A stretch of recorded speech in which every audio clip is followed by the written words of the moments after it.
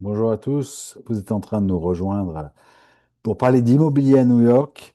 Et j'ai le plaisir aujourd'hui d'accueillir deux personnes qui savent vraiment de quoi ils parlent, qui savent de quoi ils parlent concernant l'immobilier de New York et aussi concernant toutes les personnes qui sont expatriées ou investisseurs, en tout cas qui sont étrangers, et en l'occurrence français, qui s'intéressent à l'immobilier de New York, qui est un marché immobilier totalement fascinant parce que la ville est fascinante. Ça fait partie des quelques villes mondiales du monde où on peut y croiser absolument toutes les nationalités, avec des architectures complètement extraordinaires. Et c'est une ville qui est totalement fascinante pour beaucoup de gens en vacances, mais aussi pour des investisseurs, des gens qui habitent là, qui louent, qui achètent, qui vendent aussi. Et donc, j'ai le plaisir d'avoir Lucie Ducasse qui est avec nous, qui a aussi une expérience en France dans l'immobilier. Bonjour Lucie, comment allez-vous? Bonjour Romain, merci beaucoup pour ce webinaire tous ensemble. Je suis arrivée à New York il y a 3 ans. J'ai eu la chance de débuter ma carrière immobilière ici aux côtés de Yann Rousseau, ici présent.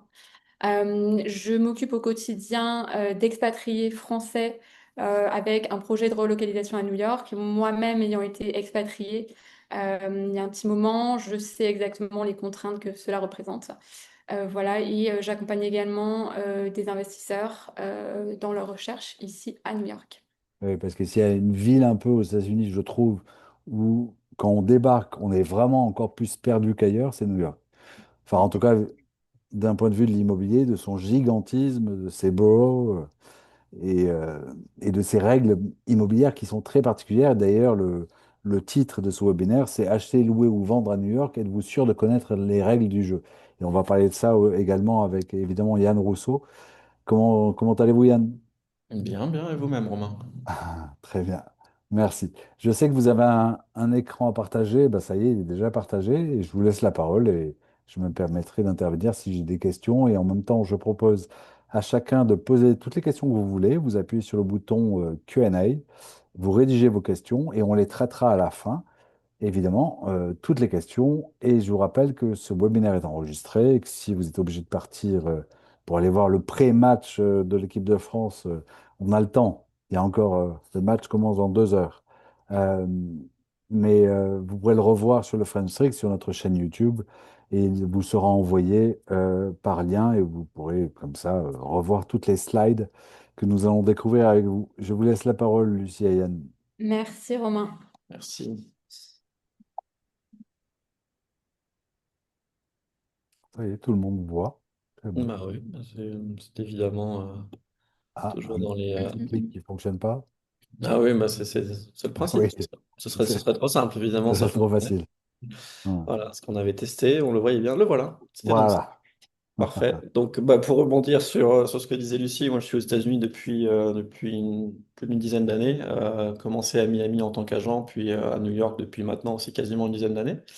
Donc, à tous deux, voilà, on cumule 2 décennies en immobilier entre la France et les États-Unis. On est licencié donc, sur 4 États qui sont la Floride, le New Jersey, le Connecticut, mais bien évidemment New York, qui est le but de ce webinaire et que nous avons déjà donc, plusieurs centaines de transactions donc, dans notre track record, comme on dit ici, que ce soit à la fois donc, de l'achat, de la vente, de la location, très principalement quand même avec des acquéreurs, enfin du moins des clients francophones, français bien évidemment, au premier titre. Donc si, bah voilà, formidable, on a réussi à tout faire fonctionner. Voilà, donc on a même aussi expert en technique, manifestement, c'est une bonne chose. On va vous donner voilà, un petit panorama assez général hein, donc, des règles du jeu immobilier à New York. Et bien évidemment, chaque cas est différent, chaque propriété est différente. Donc après, il vous conviendra de nous contacter comme vous le souhaitez pour discuter de votre situation. Donc ce qu'il faut savoir déjà, c'est que c'est un marché qui est extrêmement réglementé. L'immobilier aux États-Unis est déjà réglementé, l'immobilier à New York l'est d'autant plus, et avec une législation qui est en évolution permanente. Et donc nous, on suit ça évidemment de très près pour savoir bah, quelles sont en fait notamment quelle fiscalité est appliquée, parce que c'est quelque chose qui change beaucoup. Quelles sont les règles donc pour l'acquisition, mais aussi pour la mise en location, parce que c'est pareil, le contexte réglementaire pour les propriétaires est aussi très changeant, et à la fois pour les locataires. Euh, donc ça, c'est quelque chose évidemment qu'on suit et on s'accompagne là-dessus. Et donc, il y a des nuances particulières, comme on disait, au marché immobilier américain. Donc, faut pas extrapoler par rapport à la manière dont le marché immobilier se comporte, soit en France, soit sur d'autres destinations, en pensant que ça va être la même chose aux États-Unis. Donc, il y a des choses qui sont assez particulières. Et à New York, d'autant plus. Voilà, un contexte new-yorkais qui est encore plus particulier par rapport au reste du pays. Donc, quand bien même vous auriez fait des transactions sur la Floride, sur l'Illinois ou la Californie, attendez-vous à quelques variations à New York, ne serait-ce que des variations de vocabulaire, j'ai envie de dire. On n'appelle pas ici New York aime bien faire les choses à sa manière. Voilà, tout simplement, et toujours faire un petit peu les choses de manière différente. Donc, il faudra s'attendre à ça. Mais inversement, c'est un marché qui est d'une stabilité à toute épreuve. Donc, c'est pas nécessairement le marché avec des rentabilités extrêmes, comme on peut avoir donc, sur d'autres destinations dans le pays ou dans le monde. C'est un marché qui est très très stable, un marché type voilà, parisien, londonien, avec une stabilité donc des prix, une stabilité des prix à la location, des rendements, qui fait face à toutes les crises, que ce soit voilà, sanitaire, immobilière, pétrolière, géopolitique. Peu de choses bougent à New York, ce qui est plutôt rassurant quand on va faire de l'investissement sur même voilà, sur du moyen, du long terme. Alors, avant toute chose, on aimerait revenir sur la définition de certains concepts, donc condo et coop, qui sont deux systèmes de propriété qu'on retrouve essentiellement à New York sur les appartements. Il y a aussi donc les multifamily, single family, mais on n'en parlera pas aujourd'hui puisqu'on va se focaliser sur les appartements. Donc, il faut savoir qu'à New York, on retrouve principalement donc des coops. Les coops, en fait, on les retrouve, ça représente 2 tiers en fait des appartements qu'on va retrouver sur le marché versus un tiers de condos. Alors, les condos, c'est un peu l'équivalent du système de copropriété tel qu'on le connaît en France. Voilà, c'est très flexible d'usage. Alors, moins nombreux puisque, comme je vous le disais, ça représente seulement un tiers des propriétés sur le marché. Voilà, donc que ce soit dans les five boroughs de New York. Alors, que dire? C'est un système de propriété qui est plus facile à l'entrée, puisque, en fait, contrairement à la coop, vous n'avez pas de board approval, ou alors si vous en avez un, c'est généralement light. Le board, on y reviendra quand on parlera des coops, c'est l'équivalent en fait du conseil syndical. Les coops, en fait, c'est une structuration juridique qui est différente, puisque dans les coops, en fait, vous êtes propriétaire d'une share, d'une société qui détient l'immeuble et le foncier, mais pas toujours. Yann, si tu souhaites compléter peut-être mon propos au niveau Du du foncier. foncier, merci. Alors, certaines coops, en fait, ne vont pas détenir donc, le terrain qui est en dessous et seront soumis à un équivalent d'un bail emphytéotique, donc qui peut aller c'est entre 50 et 100 ans souvent, avec un loyer qui est fixe, mais qui est réévalué chaque année, donc qui augmente tout au long en fait, de la durée de ce bail-là. Et mécaniquement, les coops qui sont donc sous ce régime-là, qu'on appelle un ground lease, eh bien, vont avoir leur valeur en fait diminuer drastiquement dès qu'on va se rapprocher de la fin du bail. Tout simplement parce que ça veut dire qu'à la fin du bail, potentiellement, le propriétaire du terrain peut récupérer l'ensemble de l'immeuble. Voilà. Et donc tout le monde doit partir et laisser son appartement. Voilà, dans totalité des cas, quasiment, en fait, il y a un nouveau bail qui est renégocié, mais avec évidemment une augmentation de loyer qui est drastique parce que à ce moment-là, la valeur du terrain est réévaluée à la date d'aujourd'hui. Autant dire que les coops avec un bail emphytéotique, avec un ground lease, s'il y a moins de 50 ans sur le bail, il vaut mieux pas trop s'en approcher. Voilà. Concernant les coûts dans les condos, en tant que propriétaire, pardon, vous allez avoir en fait des charges de copropriété mensuelles à payer, les HOA, et en plus de ça, ce qu'on appelle la property tax, donc l'équivalent de la taxe foncière, alors que dans les coops, vous allez seulement avoir des charges dans lesquelles sont diluées la taxe foncière et les HOA. Voilà, donc vous n'aurez qu'une seule ligne. Donc sur les coops, comme je vous le disais précédemment, il y a de nombreuses restrictions à l'entrée, que ce soit par rapport au financement. Souvent, on vous demandera dans les coops, généralement, si on comprend bien, c'est pas aller jusqu'à 50% de financement. Voire certaines qui n'autorisent pas du tout le financement. Ouais. Et puis voilà, vous allez être soumis à un board approval. C'est un procédé extrêmement intrusif, si je puis dire. Vous allez devoir fournir un certain nombre de documents vous concernant vos finances, mais aussi concernant votre personne. Alors que voilà, dans un condo, on sera quand même beaucoup plus libre. Donc globalement, ce qu'il faut retenir, à mon sens, c'est que si vous êtes un investisseur et que vous souhaitez voilà, mettre un appartement en location, on vous dirigera instinctivement vers des condos et non vers des coops, sachant que beaucoup de coops en fait n'autorisent pas la sous-location. Voilà, au Oui, sein, les propriétaires veulent savoir qui seront leurs voisins. tout à fait. Tout Mm. à fait. Il y a un peu cette notion de communauté qu'on retrouve pas forcément au sein des condos. Voilà. Et la coop, donc ce processus d'approbation peut prendre plusieurs semaines, voire pour certaines plusieurs mois, et vous pouvez avoir une réponse négative à terme sans qu'il y ait besoin de justification de la part du board. Donc vous pouvez vous retrouver être sur une transaction pendant 3 mois en espérant avoir votre appartement. À la fin, on vous dit non et on ne se justifie pas. Quand je dis on, évidemment, c'est le board de la coop. La coop reste intéressante néanmoins si on est dans une volonté d'installation à plus ou moins moyen terme, que ce sera une résidence principale, parce que tout simplement, bah, c'est en général 2 fois moins cher qu'un condo. Voilà pour je dirais, c'est pas une particularité forcément new-yorkaise, condo versus coop, c'est juste que le pool, la quantité, l'inventaire de coop est bien plus important à New York qu'il est dans les autres villes. Donc c'est un contexte quand même assez particulier à New York, même si on peut retrouver en fait cette discussion sur d'autres villes dans le pays. On va vous présenter rapidement donc le processus d'achat, voilà, tout simplement pour que ce soit assez clair. Vous avez un petit peu, en fait, avant de commencer la partie intéressante qui est les visites, il y a malheureusement un petit peu de devoir à faire, à savoir la constitution de votre équipe. D'autant plus que la législation a changé. Donc la législation a changé. Maintenant, quand vous travaillez avec un agent immobilier, malheureusement, on ne peut plus travailler de manière aussi libre qu'on était auparavant, notamment avec les acquéreurs. Et si on parle, pardon, de processus d'achat, hein, pas de processus de vente. Mais pour un processus d'achat, maintenant, vous devez engager un agent immobilier. C'est-à-dire qu'avant, on pouvait travailler librement, mais maintenant, il faut signer en fait comme une lettre d'engagement, ce qu'on appelle un buyer's agreement ou au minimum un touring agreement, qui montre que vous êtes effectivement engagé avec cet agent pour au moins cette visite, ou potentiellement ça peut être sur une durée, ça peut être exclusif, en exclusif, il y a un petit peu tous les formats. Mais sachez que c'est quelque chose de neuf. Il ne faut pas être surpris que votre agent immobilier vous demande de signer ce buyer's agreement. Et pour New York, il y a aussi ce qu'on appelle des disclosures, c'est-à-dire 2 documents qui vous expliquent quels sont les rôles de chacun, donc savoir si votre agent représente l'acquéreur ou le vendeur, par exemple, et aussi ce qu'on appelle Fair Housing Disclosure, qui porte sur, grosso modo, l'ensemble des discriminations qui peuvent être, sur lesquelles vous pouvez être confronté dans votre transaction immobilière à New York. Voilà. En parallèle, vous aurez besoin d'un avocat à New York pour réaliser votre transaction immobilière. De la même manière, vous aurez une lettre d'engagement à signer auprès de votre avocat. Et contrairement à nous, votre avocat souvent vous demandera des fonds d'entrée, ce qu'il appelle le retainer.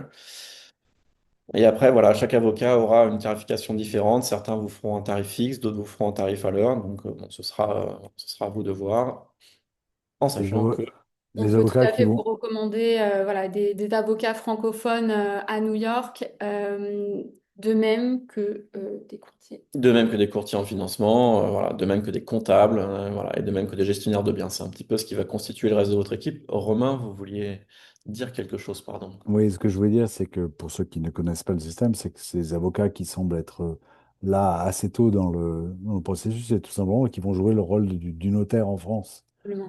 Mm. Voilà. Et c'est pour ça qu'on a absolument besoin d'un avocat, évidemment, parce que il faut bien un Et, moment, comme voilà, il et n'y a c'est pas de notaire, ce sont les avocats qui font le job. et c'est une particularité aussi un petit peu new-yorkaise, parce que par exemple pour la Floride, que je pense que vous connaissez bien également, Romain, ce sont vraiment les avocats, les agents immobiliers qui font une grande partie du travail, qui préparent les contrats, qui revoient les contrats avec vous, et en fait l'avocat, lui, est plus en soutien de l'agent immobilier. Inversement, ici à New York, c'est plutôt l'agent immobilier, une fois que l'accord donc sur le prix et sur les termes, il est trouvé donc entre les parties, ça passe vraiment la main aux avocats qui, eux, vont faire l'ensemble du reste de la transaction. Euh, Courtier en financement, pourquoi? Parce que c'est pas parce que vous êtes étranger que vous ne pouvez pas financer votre bien. Les conditions seront différentes, c'est-à-dire qu'on va vous demander davantage d'apports et pouvoir emprunter moins qu'un résident fiscal américain, mais c'est tout à fait faisable. Le comptable, parce que bon, la déclaration fiscale, d'autant plus qu'il y a une grande chance que vous achetiez en société, donc l'équivalent d'une SARL ou d'une SCI française. Donc, déclaration fiscale à faire en fin d'année et en plus avec un statut de non-résident, donc avec une complexité un peu plus grande.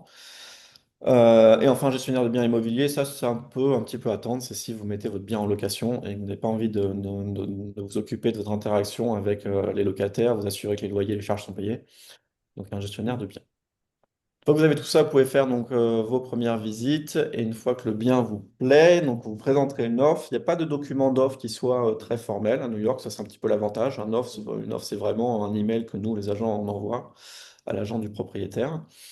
Par contre, pour présenter une offre, il faudra une preuve de fonds et ou une preuve de financement. Voilà. Donc, si vous financez, il faudra montrer une lettre d'engagement d'un organisme bancaire, quel qu'il soit, indiquant qu'ils sont prêts à vous financer à hauteur de X%, et une preuve de fonds qui montre que vous avez le cash disponible. Voilà. Pourquoi on a vite encore? Je ne sais pas. Un petit bug dans notre... Voilà, comme ça vous ne le voyez plus, c'est parfait. La structuration, c'est-à-dire que si effectivement vous faites une société, ce qui sera recommandé à partir du moment où vous mettez le bien en location, c'est quelque chose qui sera fait par votre avocat à peu près au même moment que, voilà, soit un petit peu en amont soit de l'offre, soit du contrat, voilà, pour vous assurer que la structure soit en place.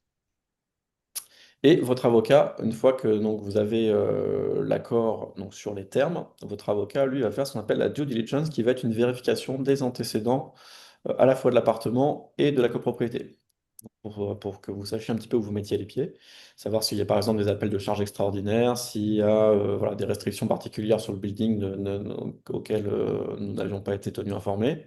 Donc diverses choses qui seront vérifiées par votre avocat pour vous assurer effectivement que vous allez pouvoir profiter du bien comme vous l'entendiez.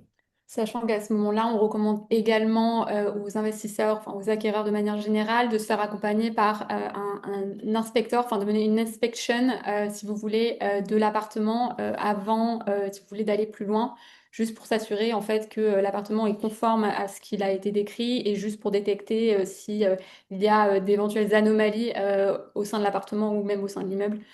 Voilà, donc l'idée c'est de se faire accompagner par un technicien immobilier voilà, qui peut repérer ce genre de problème.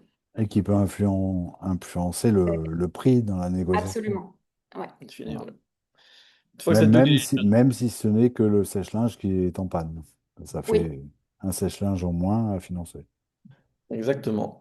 Exactement. Donc, une fois qu'on a réglé ces problèmes-là suite à l'inspection, que la due diligence a été faite, donc là, le contrat est signé entre toutes les parties et l'acquéreur va devoir amener donc une caution qui sera de l'ordre de 10%, sauf indication contraire, mais en majorité, c'est 10%. Le contrat est alors contresigné donc, par le vendeur. Les 10% sont transférés sur un compte séquestre. Et à ce moment-là, on a le fameux board package qui est donc la candidature au condominium ou à la coopérative donc de la part de l'acquéreur, qui va être donc ce dossier dont Lucie parlait précédemment, qui va être un dossier assez simple s'il s'agit d'une condo, un dossier beaucoup plus intrusif s'il s'agit d'une coop. Le, euh, comment dire, la réponse arrivera donc par le condo assez rapidement, ça peut être une semaine, ça peut monter à 2, 3 semaines, par la coop, c'est très variable. Et une fois que vous avez donc cet accord, qui s'appelle un right of first refusal, un waiver of right of first refusal, à ce moment-là, donc vous pouvez procéder à la clôture, donc transférer les fonds. Attention d'où les fonds viennent. Si les fonds viennent de France, ça peut facilement prendre une semaine à ce qu'ils arrivent déjà. Si les fonds viennent d'un autre pays, ça peut prendre plus de temps. Ne pas hésiter non plus à utiliser des courtiers en transfert de fonds, en raison donc, des taux de change qui peuvent être effectivement très variables, et puis les banques se servent, mais quand on passe par des courtiers, ça peut être plus intéressant. Donc toujours prévoir ça aussi un petit peu en amont. Et on peut procéder à la clôture, récupérer les clés. Donc dans l'ensemble, pour une transaction cash sur un condo, ça peut aller même descendre à 30 jours, mais en général, sur New York, c'est un petit peu plus lent quand même. On est plutôt sur du 45, 60 jours. Pour une transaction financée, on va monter à 90 jours. Et si c'est une coop, eh bien ça reste à l'appréciation de la coopérative en question. absolument. Alors ici, on a voulu vous résumer les coûts plus ou moins cachés que vous aurez lors d'une transaction. Donc, tout d'abord, les frais d'avocat. Donc, généralement, ils sont compris entre 3 500 jusqu'à, je dirais, 5 000 $. Voilà, avec les avocats, en tout cas, c'est le cas pour les avocats avec lesquels nous travaillons. Après, il faut compter en fait les commissions d'agence. Alors, généralement, quand vous êtes acquéreur, elles sont transparentes pour vous puisqu'elles sont généralement à la charge du vendeur, mais pas toujours. Ces commissions d'agence peuvent représenter entre 4 et 6% du prix du bien. Ensuite, on va avoir des frais de transaction, des frais de closing. On va retrouver notamment la flip tax. Ça, c'est uniquement dans les coops. La flip tax peut représenter jusqu'à 3% du prix du bien. Voilà. Euh, Dans la grande majorité des biens, quand vous êtes acquéreur, vous allez avoir des frais de transaction dans l'ensemble, équivalent des frais de notariaux en France ou les frais de mutation, qui vont être entre 1 et 2%. Après, si on est sur une coop, ça peut augmenter. Si par un hasard des plus rares, vous prenez en charge une partie des commissions d'agence, ça peut varier.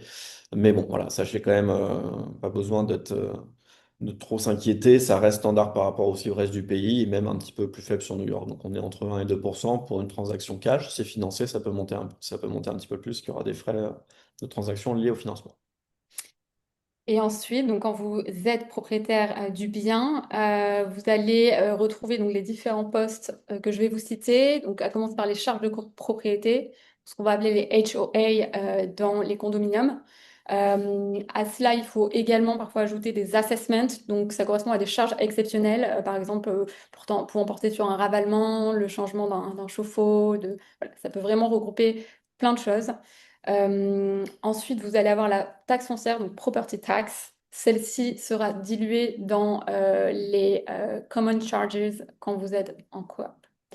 C'est Ensuite, payé séparément si vous êtes en condo, en revanche. Voilà. Donc, absolument, deux paiements merci. mensuels si vous êtes en condo, les common charges et la taxe foncière, donc la property tax, et un seul paiement quand vous êtes en coop, qui est en fait la monthly maintenance, qui regroupe tout Ouais, ça. absolument. À cela, donc, il faut ajouter l'assurance propriétaire. Euh, donc ensuite, on a la comptabilité dont vous parlez Yann un peu plus tôt, à savoir, voilà, tous les ans, vous allez devoir déclarer les revenus, notamment s'il s'agit d'un investissement. Donc voilà, ça on pourra vous donner des contacts le cas échéant. Et ensuite des frais de gestion si vous souhaitez mettre en gestion votre bien, si vous souhaitez le confier à une agence spécialisée qui enverra après tous les facturations de loyer, tout ça. Et donc ça peut monter jusqu'à 5% du loyer. Voilà. Les erreurs fréquentes des expatriés. On parle des règles du jeu, donc on vous montre un petit peu les erreurs, savoir à quoi s'attendre. Après, oui, effectivement, plus de 10 ans aux États-Unis, voilà, il y a certaines choses qui reviennent assez régulièrement, donc notamment la mauvaise appréciation des coûts de long terme, c'est principalement ces assessments, ces special assessments.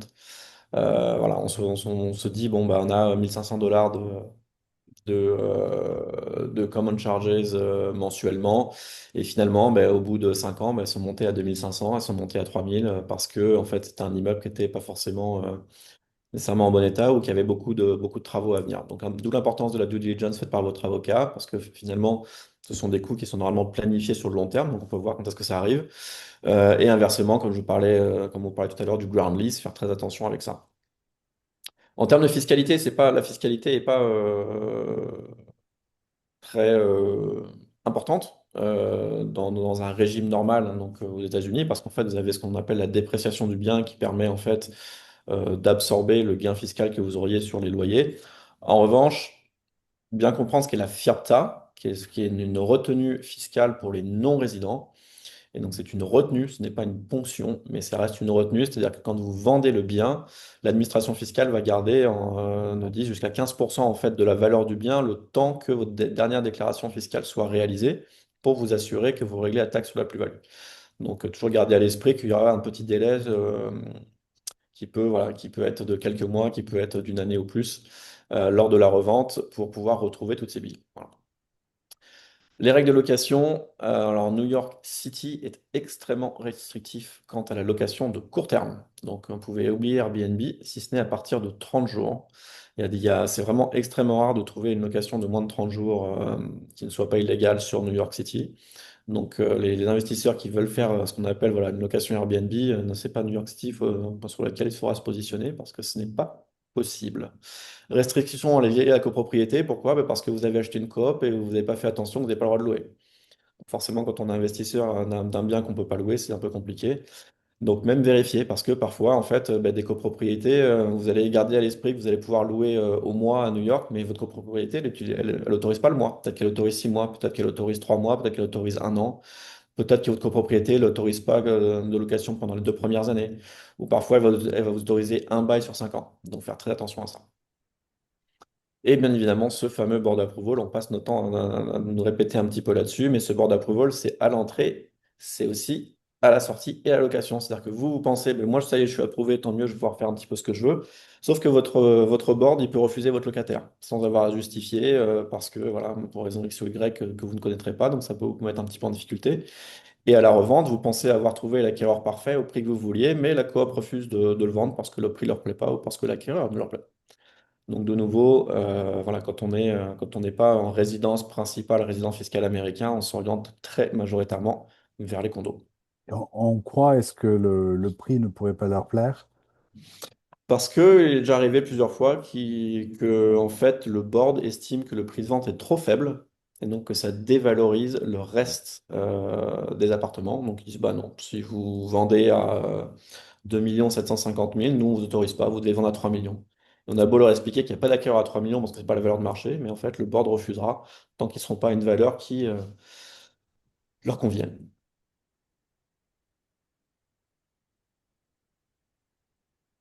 Tendance du marché, où est-ce qu'on en est? Alors effectivement, nouveau maire, il n'y a pas eu de grands bouleversements, si ce n'est une nouvelle taxe, mais en fait qui n'est pas décidée au niveau de la mairie, qui est décidée au niveau de l'État, donc par le gouverneur. Une nouvelle taxe qui porte sur les pieds-à-terre de plus de 5 millions de dollars. Bon, donc à ce stade, c'est pas ultra impactant pour notre clientèle. Mais Pied-à-terre, ça veut dire résidence secondaire. voilà, résidence Tertiaire. secondaire, effectivement. Ouais, voilà. Hmm. Ça peut être aussi, en fait, si votre locataire l'utilise en résidence secondaire. Donc ça, il faut faire un petit peu attention. C'est une loi qui a été votée, qui n'a pas encore été mise en application. On n'a pas encore voilà, tout le contour. Donc à prendre avec un petit peu de pincette, mais garder à l'esprit. Euh, c'est un marché, en revanche, qui est en pause.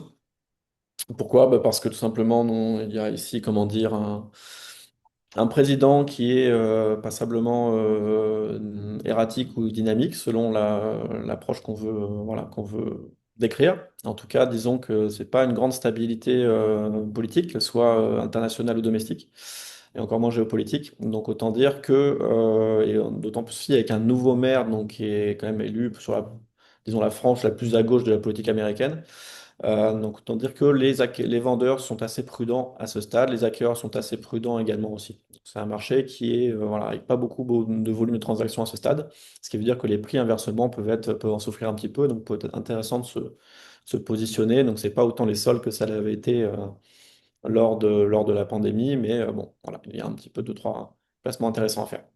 De toute façon, Inversement, il aurait toujours fallu acheter plus tôt. voilà, exactement. Voilà. C'est la boule de cristal à retardement, quoi. C'est Voilà. ce qui est dommage. Inversement, si le marché à la vente et à l'acquisition est en pause, ça veut dire que lui, le marché de la location, ben, il faut bien que les gens se logent.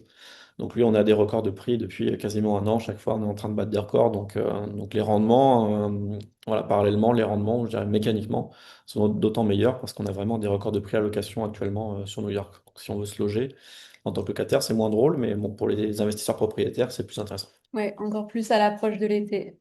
Encore plus à l'approche de Oui. l'été. On est sur un marché saisonnier à New York, hein. Le marché est très actif normalement au printemps, au début de l'été, pour ce qui concerne l'acquisition-vente. Et pour la location, vraiment, le cœur du réacteur, c'est voilà, c'est mois de mai, juin, juillet jusqu'à août, où c'est là où les loyers sont les plus élevés. Alors ici, on a voulu vous faire un petit panorama des quartiers les plus prisés auprès des investisseurs étrangers. Donc je vais commencer par Long Island City, donc dans le Queens, qui est indiqué en violet sur la carte. C'est un quartier très vivant avec beaucoup de constructions, beaucoup de condos, de rental buildings. Vous avez un accès privilégié à Manhattan avec plusieurs lignes de métro. Vous pouvez être en seulement 5 minutes à Manhattan. Beaucoup d'espaces verts, beaucoup d'écoles, donc vraiment un quartier qui a toujours été très plébiscité par la clientèle française notamment. avec des prix évidemment inférieurs à Manhattan et des loyers qui restent quand même élevés, surtout le long de l'East River, puisque vous avez des très belles vues sur la skyline. Donc voilà. Pour ce quartier. Ensuite, je vais passer brièvement à Financial District, qui reste un quartier généralement plus rentable parce que moins cher à l'achat et présentant des loyers élevés. Voilà, des prix au pied carré plus attractifs que dans le reste de Manhattan. Vous retrouvez notamment beaucoup de condominiums dans ce secteur-là. Donc voilà, c'est beaucoup de jeunes actifs y vivent. Vous avez énormément de sociétés qui sont domiciliées là-bas. Donc voilà, ça c'est un quartier safe, on va dire. Ensuite, nous avons Astoria. Donc on revient du côté du Queens. Donc Astoria juste au-dessus de Long Island City. Pareil, quartier très établi, très vivant. Vous retrouvez beaucoup d'écoles également. Vous avez de très beaux espaces verts, voilà, avec un accès un petit peu plus compliqué, à mon sens, à Manhattan, mais voilà, des prix vraiment très très attractifs à l'achat. Voilà, donc ici vous pouvez vraiment avoir, vous pouvez miser sur la qualité de vie. Ensuite, nous avons Bed-Stuy, qui est un quartier émergent à Brooklyn. Là, pareil, on va retrouver en fait beaucoup voilà, c'est essentiellement des jeunes, je pense, qui habitent là-bas, des jeunes avec ou sans enfants. On a un stock immobilier qui est hyper attractif, vraiment, et voilà, offrant un potentiel d'appréciation à long terme. Je ne sais pas si tu veux rajouter quelque chose, Yann, sur ce quartier. Et voilà, c'est un quartier sur lequel nous on parie beaucoup pour nos investisseurs. Alors ensuite, je vais me diriger vers Downtown Brooklyn. C'est le quartier que vous voyez affiché en bleu. Ici, il y a énormément de new development, donc de nouvelles constructions, beaucoup de tours. On est sur des condominiums la plupart du temps, donc voilà, quartier hyper plébiscité par les investisseurs et qui offre voilà, de forts potentiels de revenus. On a vraiment un hub de métro, d'activités. Ici, c'est un quartier hyper vivant. Vous êtes proche de tout. Vous êtes proche également du Historic Brooklyn. Vous êtes, voilà, vraiment, c'est un quartier qui plaît beaucoup à nos investisseurs. Donc, on recommande également. Et enfin, on va retourner à Manhattan, donc dans le quartier de Upper East Side, donc celui en jaune. Voilà, donc c'est un quartier vraiment historique de Manhattan dans lequel on va retrouver à la fois beaucoup de brownstone, mais aussi beaucoup de tours, donc d'immeubles grande hauteur. Ici, on va essentiellement retrouver des coops quand même s'il y a quand même quelques condominiums qui peuvent être présents. On va être sur une stabilité des valeurs ici. Voilà, beaucoup d'écoles internationales. C'est un quartier qui est très plébiscité par les expatriés français, avec la proximité Central Park évidemment, et voilà, tous les transports en commun qui s'y trouvent. Je ne sais pas si tu veux rajouter quelque chose. Bah, c'est donc des quartiers, il y en a Il y en a il y en a une énormément. belle quantité. Et vous avez, Il se trouve que, non, est-ce que qu'on a quelque chose dans le chat? Je veux juste m'assurer qu'on n'a pas raté. Eh ben, c'est bon. Oh oui. Parfait. C'était toi. Ok. Non, en fait, ce qu'on voulait dire, c'est que des quartiers, il y en a une certaine quantité. Là, on a couvert des quartiers en fait un petit peu en dehors des sentiers battus, j'ai envie de dire. tout Voilà. à fait. C'est-à-dire que souvent les gens s'orientent vers Soho, vers Midtown parce que c'est un petit peu la vitrine de Manhattan et ce qui est entre guillemets le plus sexy. Pour un investissement, disons locatif productif, nous on estime que ces quartiers-là sont plus performants. Il y a aussi un autre quartier, et là, et justement, on va vous montrer trois exemples qui sont en dehors des quartiers qu'on vient de mentionner. Donc, on se contredit d'une certaine manière, mais pas complètement.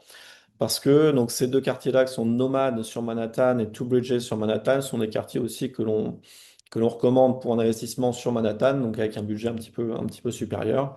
Et Avant que vous parliez des détails de ces trois propositions, trois exemples, je recommande à tous de cliquer sur ou le premier lien que j'ai posté dans les messages pour contacter Lucie et Yann, ou le second qui est un article que Yann et Lucie ont écrit sur le Funstrick qui s'appelle Les quartiers où investir dans l'immobilier à New York en 2026 et qui reprend encore plus en détail tous les quartiers dont ils ont parlé tout à l'heure. Vous n'avez plus qu'à cliquer dessus.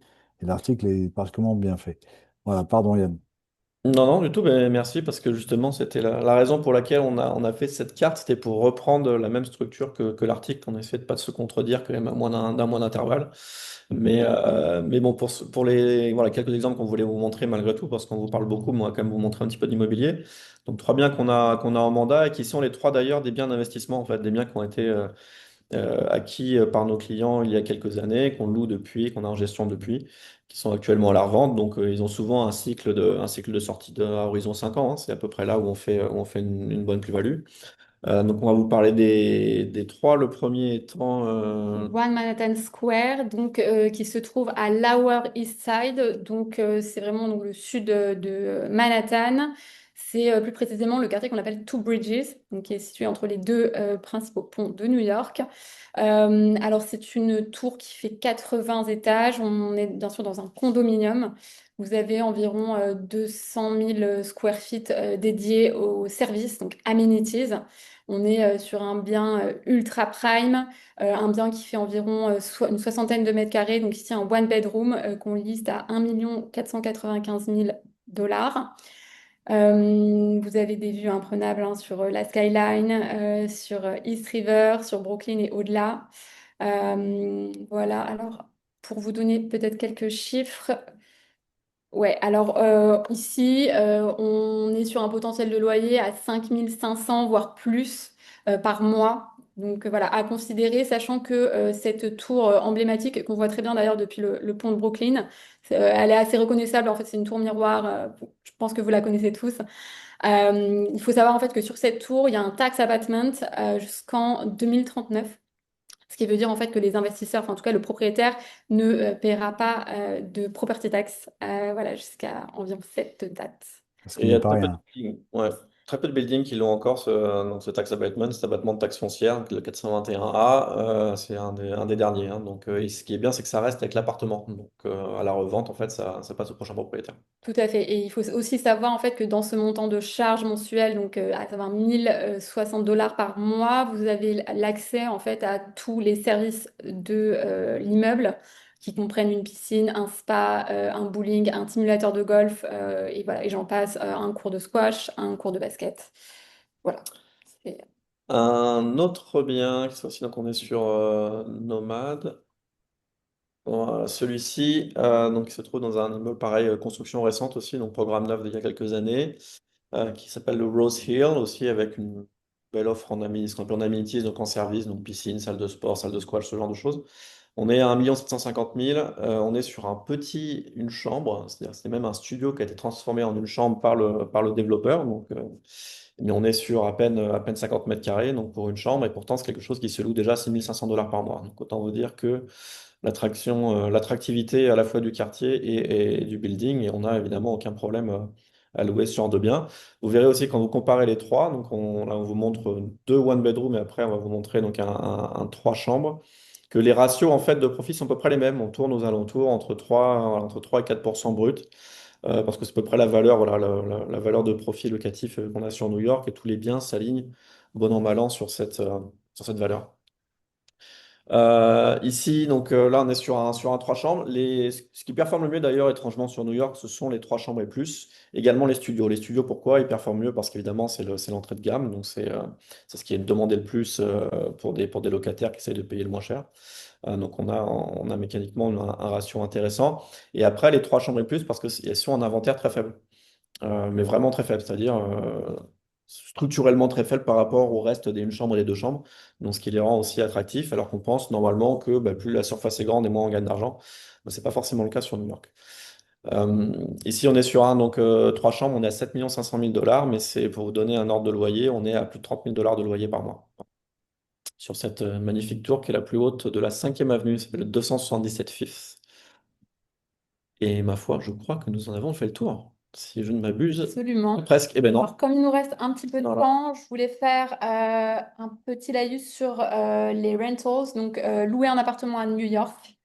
Alors, il faut savoir que le marché locatif à New York est extrêmement dynamique. Les biens intéressants restent pas plus de 24 heures sur le marché, donc il faut aller vite. C'est pour ça qu'on vous propose aussi un accompagnement, d'autant plus si vous êtes à distance. Alors, tout d'abord, ce qu'on voit, la règle, on va dire, sur New York, c'est, en fait, il faut que vous puissiez être en mesure de présenter 40 fois le montant du loyer. Donc, il faut en fait venir en visite avec un dossier qui est déjà prêt, un dossier de candidature qui comprend donc pièce d'identité, preuve de revenus, relevé bancaire, employment letter, pour être sûr en fait de pouvoir avoir l'appartement. Voilà. Sachant que les nouveaux arrivants qui n'ont pas forcément des fiches de paye peuvent se faire accompagner d'un garant, que ce soit une personne physique ou une personne, enfin une société de garant, donc The Guarantors par exemple, ou The Insurance. Voilà. Alors, à la signature, il faut prévoir le premier mois de loyer et un mois de dépôt de garantie.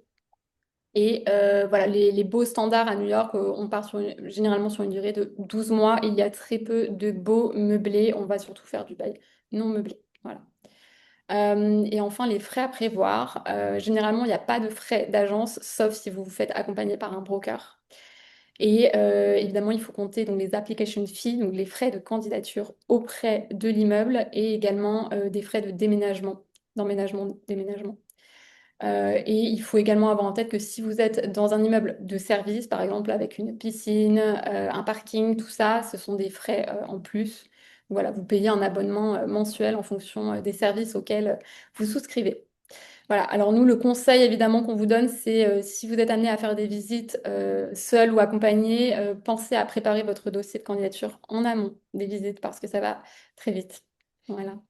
Et la législation new-yorkaise interdit aux propriétaires de prendre plus du premier mois de loyer et d'un mois pour la caution. Donc, une approche qui est souvent privilégiée par les expatriés quand ils arrivent sur une zone où ils n'ont pas d'historique, c'est d'offrir plusieurs mois de loyer en amont ou plusieurs mois de caution, de sorte de pouvoir faire passer un dossier qui, a priori, n'aurait pas les éléments pour passer. On ne peut pas faire ça à New York, malheureusement. Donc, c'est pour ça que la nature ayant horreur du vide, ces sociétés de garantie dont Lucie parlait, qui sont des sociétés d'assurance simplement, agissent comme des garants de loyer. Voilà, donc ça coûtera entre 3 et 4 semaines de loyer, malheureusement, pour pouvoir obtenir cette garantie et la montrer au propriétaire en disant, bon, bah, voyez, si même nous on ne paye pas, il y aura cette société qui paiera pour vous. Donc maintenant, c'est devenu assez commun pour les gens d'accepter ça. Au début, c'était un petit peu complexe. Mais bon, voilà, c'est ce qu'on disait aussi depuis le début avec cette législation new-yorkaise qui est assez particulière malgré tout. Euh, Merci Lucie et Yann. Avant que je vous redonne la parole, vous avez oublié de traiter d'un sujet essentiel qui est quand même d'habiter à New York avec un chien. Et vous savez C'est pourquoi je Lucie dis la ça? spécialiste, hein, c'est pas pour ça. Voilà.